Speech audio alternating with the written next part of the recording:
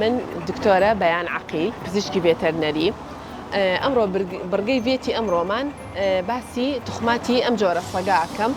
ئەمە ناوی گۆڵدن ریتریڤەرە، سکۆتلەندیە لە ئەسڵا.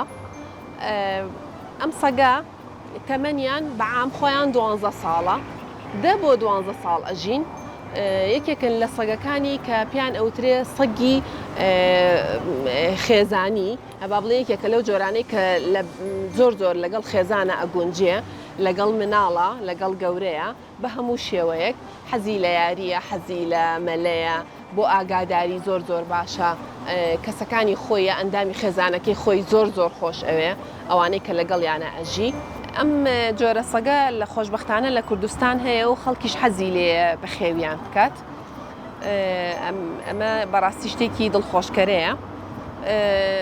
بڵێن بۆ ژینگەکەیان ئەمانە لە ماڵە لەگەڵ خۆمانە بەخێو ئەکرێن. بۆ گەرمی و ساردی خۆسڵەتێکیان هەیە، لەشیان پێ ئەوترێ دەبڵ کۆتت، یعنی ئەتوانێت تەحملی سەرماکە و ئەم نەوعە لەبەرەوەی کە مۆکەی واکراوە بۆ گەرما و سەرما، سەیرەکەی لە وەرزی گەرمانە لەشی خۆیان وەکو بەرگریەک لە خۆیان موویەکی زۆریان لێبێتەوە.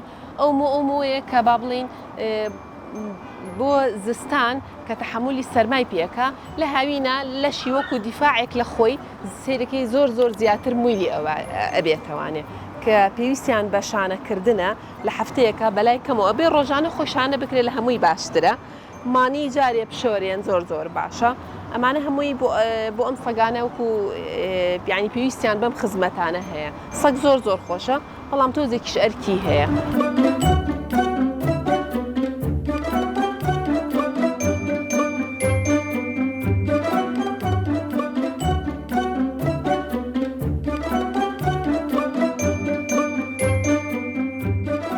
جۆری خۆراکی ئەم گۆڵدن ریتریڤەر، ئەم جۆرە، ئەم توخماتە بە بەچکەی لە ڕۆژێکا 3 جار نانی ئەیتێ، کە گەورەتر ئەبێ لە ڕۆژێکا 2 جار.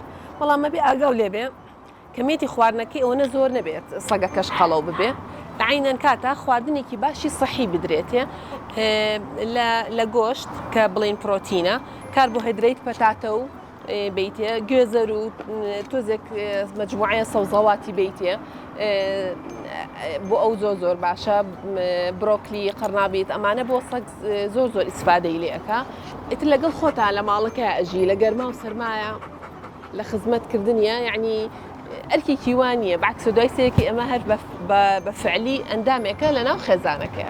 شێوازی مامەڵەی ئەم جۆرە سەگا، سەگ هەموویان بەگشتی خاوەنی هەیە، یعنی دایمە بێ خاوەنی هەبێت، یعنی فێرە لە کەسێکی هەیە ئەمر وەرئەگرێ، ئۆردەر وەرەگرێ، کە ئەبێ بە قسەی کاکە پێڵە وەرە دانیشە. زۆر زیرەکەن، زۆر بە ئاسانی فێر ئەکرێن و زۆر زیرەکیشە شتەکان وەرئەگرێ، لە خاوەنەکەشی تێگا و هەوڵەیان ڕازی کات.